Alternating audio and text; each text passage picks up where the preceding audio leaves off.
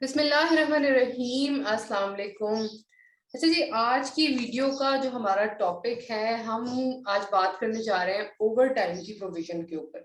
Basically मेरे कुछ clients की तरफ से मुझे ये कंफ्यूजन देखने में आई है that they are confused about the payment of over time. कुछ लोग मेरे से ये पूछते हैं जी कि ओवर टाइम की जो अदायगी है वो आइदर हम एक्चुअल वेज पे कर दें या फिर वेज के 1.5 पोर्शन पे कर दें। अब वेज पे भी आइदर बेसिक सैलरी पे करें या ग्रॉस सैलरी पे उसकी पेमेंट करें। इन केस कोई वर्कर जो है वो लेट आ रहा है तो क्या उसकी जो लेट कमिंग है उसको एडजस्ट किया जा सकता है ओवर टाइम के अंदर, या किसी वर्कर की अगर कोई छुट्टी है तो उसको ओवर टाइम के अंदर एडजस्ट किया जा सकता है वगैरह। तो मुझे ऐसा लगा जैसे ये तो एक इंतहाई कॉमन टॉपिक है ओवर टाइम। इनफैक्ट ओवरऑल तमाम ऑर्गेनाइजेशंस में ही ये चीज एग्जिस्ट करती है कि ऑर्गेनाइजेशंस के जो वर्कर्स हैं वो ओवर टाइम पे ऑर्गेनाइजेशंस पे काम करते हैं। तो जो हमारे प्रोफेशनल्स हैं they must be clear about this provision. So I have plan today कि हम इस टॉपिक पे बात करें, और मैंने इससे रिलेटेड जो भी इंफॉर्मेशन है वो टेबुलेशन फॉर्म में कंपाइल की है जो मैं आपके साथ शेयर करती जाऊंगी, और इसके बारे में हम डिटेल में बात करते जाएंगे।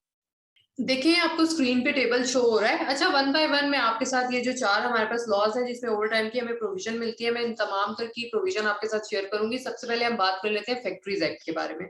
फैक्ट्रीज लेजिस्लेशन जो है वो इस टाइम तीन तरह की लेजिस्लेशन ओवरऑल पाकिस्तान में फॉलो कर रही है। खैबर पख्तूनख्वा ने और सिंध ने अपनी लेजिस्लेशन को 2013 और 15 में अमेंड किया है। फर्दर ओवरऑल पाकिस्तान में फैक्ट्रीज एक्ट 1934 ही जो है वो आफ्टर फ्यू अमेंडमेंट्स एप्लीकेबल है। इन स्पेसिफिक लॉज में जो सेक्शंस ओवर टाइम की प्रोविजन को सपोर्ट करते हैं वो यहाँ पे मैंने मेंशन किए हुए हैं। इफ यू वांट तो आप अपने लॉ में जाके इसको रीड आउट भी कर सकते हैं। अच्छा जी, सिंध के अलावा जो ओवरऑल इस टाइम पाकिस्तान है उसमें ओवर टाइम का नॉन सीजनल फैक्ट्री में ये है कि 9 घंटे से ज्यादा पर डे या फिर 48 आवर्स से ज्यादा पर वीक अगर कोई वर्कर काम करता है तो वो उसका ओवर टाइम कंसीडर होता है। और सीजनल फैक्ट्री में अगर 9 घंटे से ज्यादा पर डे और 50 घंटे से ज्यादा पर वीक कोई वर्कर काम करता है तो वो उसका ओवर टाइम कंसीडर होता है। फर्दर सिंध के इलाके में नॉन सीजनल फैक्ट्री में 9 घंटे से ज्यादा और पर डे और पर वीक में 48 आवर्स से ज्यादा अगर कोई वर्कर काम करता है, और इन केस ऑफ सीजनल फैक्ट्री 10 घंटे से ज्यादा पर डे और 50 घंटे से ज्यादा पर वीक अगर कोई वर्कर काम करता है तो वो उसका ओवर टाइम कंसीडर होता है।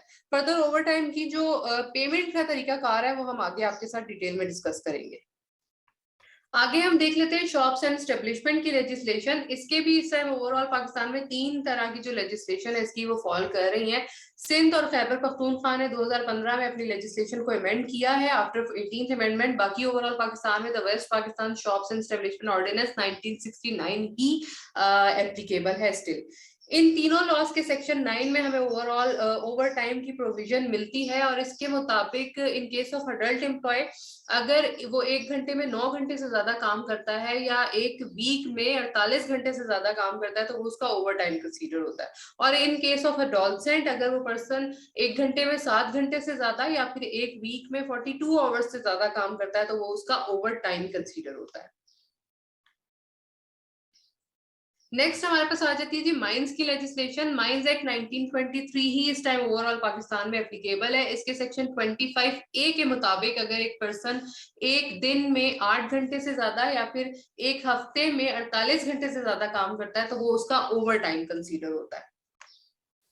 नेक्स्ट हमारे पास आ जाती है जी road and transport worker ordinance 1961। ये बेसिकली लॉ जो है वो तमाम तरह की ट्रांसपोर्ट ऑर्गेनाइजेशंस में, ट्रांसपोर्ट बिजनेसेस में अप्लाई होता है, और अक्रॉस द पाकिस्तान यही लॉ एप्लीकेबल है। इसके सेक्शन 3 सब सेक्शन A-B के अंदर आपको ओवर टाइम की प्रोविजन मिलती है। और इस प्रोविजन के मुताबिक अगर एक पर्सन एक दिन में 8 घंटे से ज्यादा या फिर एक हफ्ते में 48 घंटे से ज्यादा काम करता है तो वो उसका ओवर टाइम कंसीडर होता है। आगे जी हम ओवर टाइम के जो कैलकुलेशन का तरीका कार है उसको देख लेते हैं। ओवर टाइम का हमारे पास फॉर्मूला आ जाता है wage divided by number of working days divided by working hours, और इससे आपके पास जो अमाउंट आती है उसको आपको मल्टीप्लाई करना होता है 2 से। 2 जो है वो बेसिकली हमारे तमाम जो प्रोफेशनल्स हैं उनको पता ही होगा कि ओवर टाइम की जो अदायगी है वो वेज के डबल रेट पे होती है, तो ये वो वाला 2 है। Further wage divided by number of working days. अब नंबर ऑफ वर्किंग डेज जो है वो मिनिमम वेज नोटिफिकेशन में, मिनिमम वेज गजट में डिफाइन होते हैं कि हैं 26 दिन का एक मंथ होता है, तो नंबर ऑफ वर्किंग डेज जो है 1 मंथ में वो 26 दिन होते हैं, लिहाजा यहाँ पे 26 आ जाएगा और डिवाइडेड बाय वर्किंग आवर्स। अब वर्किंग आवर्स भी जो है वो मिनिमम वेज गजट में बेसिकली डिफाइन होते हैं 8 घंटे, तो यहाँ पे जो वर्किंग आवर है उसकी जगह हम 8 कर देंगे, mean wage divided by 26 divided by 8, और उससे जो अमाउंट आपके पास आएगी उसको आप मल्टीप्लाई कर देंगे 2 से, तो आपके पास ओवर टाइम की अमाउंट आ जाएगी। इसको फर्दर क्लैरिफाई करने के लिए मैंने यहाँ पे एक एग्जांपल कोट किया है, आई होप कि इससे आपके जो भी कंफ्यूजन है वो क्लियर हो जाएंगे। लेट से एक वर्कर है जिसकी जो मंथली वेज है वो है 20,000 रुपए, और वो एक फैक्ट्री में काम करता है जिसके वर्किंग आवर्स 8 है, और वो एक दिन एक उस फैक्ट्री में 3 घंटे ओवर टाइम पे काम करता है। तो इसके ओवर टाइम की जो कैलकुलेशन है उसका क्या तरीकाकार होगा? इसके लिए सबसे पहले जरूरी ये है कि हम उसका पर आवर का जो रेट है, वेज रेट है, उसको हम कैलकुलेट करेंगे, देन हम ओवर टाइम तक पहुंच सकते हैं। तो रेट पर आवर जो है वो ऐसे निकलेगा कि हम वेज को डिवाइड करेंगे 26 पे और डिवाइडेड बाय 8 करेंगे, तो हमारे पास पर आवर वेज रेट निकल आएगा। इस तरह 20,000 डिवाइडेड बाय 26 डिवाइडेड बाय 8, इस तरह हमारे पास आ जाती है जी 96 रुपीज पर आवर उस वर्कर के बनते हैं। फर्दर ओवर टाइम हम निकालने के लिए क्या करेंगे कि 96 को हम मल्टीप्लाई कर देंगे 2 से, इस तरह उसका 1 आवर का ओवर टाइम निकल आएगा, और 3 घंटे का ओवर टाइम निकालने के लिए हम 192 को मल्टीप्लाई कर देंगे 3 से, इस तरह 576 रुपीज उसका 3 आवर्स का ओवर टाइम हमारे पास आ जाएगा।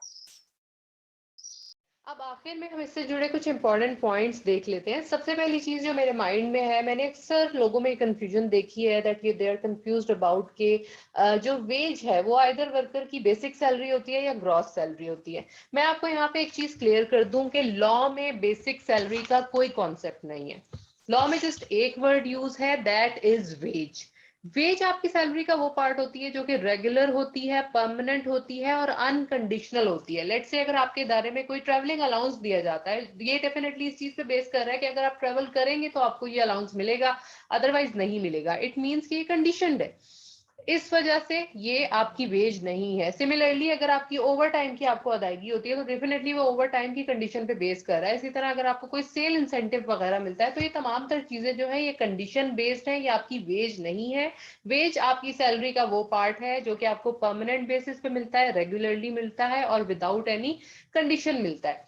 एक और पॉइंट मैं इसमें ऐड करूंगी, इदारों में काम करने वाली जो फीमेल वर्कर्स हैं उनको एम्प्लॉयर्स रात 10 बजे के बाद ओवर टाइम पे नहीं रोक सकते बाय लॉ, और अगर 10 बजे तक भी फीमेल वर्कर्स को इदारे में होल्ड किया जाता है तो इदारा इस चीज का बाय लॉ पाबंद है कि वो उन फीमेल वर्कर्स को pick and drop service provide करेगा। मजीद एक चीज, जैसे कि हम सबको पता है कि रमजान में जो है वो जो वर्किंग आवर्स हैं वो रीशेड्यूल हुए होते हैं, कुछ लेस हो जाते हैं रूटीन वर्किंग आवर्स से। तो इन केस के आपके जो रमजान के वर्किंग आवर्स है वो 6 घंटे हैं। अगर 6 घंटे के बाद कोई वर्कर ओवर टाइम पे काम करता है तो वो उसका ओवर टाइम ही कंसीडर होगा। ऐसा नहीं है कि अगर रमजान में 6 घंटे के बाद 2 घंटे कोई वर्कर ओवर टाइम पे काम करता है तो एम्प्लॉयर उसे ये कहता है कि ये तो रूटीन वर्किंग आवर्स है 8 जो रमजान की वजह से जस्ट रीशेड्यूल हुए हुए थे। ऐसा बिल्कुल भी नहीं है, बल्कि अगर रमजान में रीशेड्यूलिंग हुई भी है वर्किंग आवर्स की तो 6 घंटे के बाद अगर कोई वर्कर काम कर रहा है तो वो उसका ओवर टाइम ही कंसीडर होगा।